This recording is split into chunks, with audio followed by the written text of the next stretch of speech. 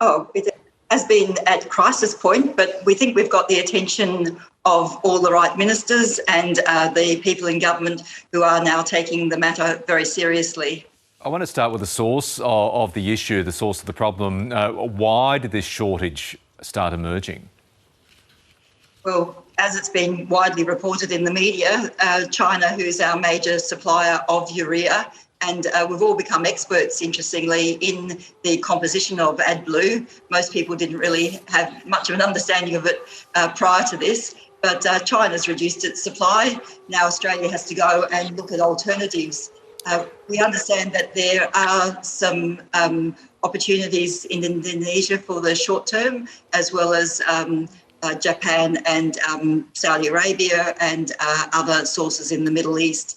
But our message to the AdBlue task force is that this has to be a permanent solution, not just a short-term solution, because AdBlue is a requirement in at least a couple of 100,000 trucks, buses, agricultural equipment, mining equipment. So it's not just a truckie issue. This is an Australia-wide critical issue that needs to have a permanent solution.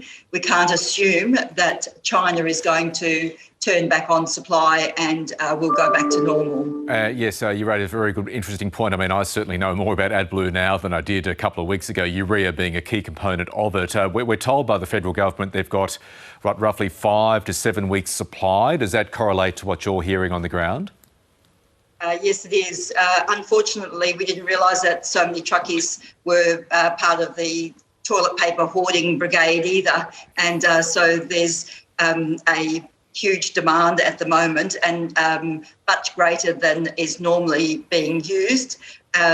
We would encourage our road transport industry not to do that now because, as I said earlier, Minister Tian and Angus Taylor have established a national task force to address this particular issue and hopefully any other critical supply chain issues going forward. So we've got the attention of the people that need to be assisting us to address the international supply of urea, and people can stop that hoarding.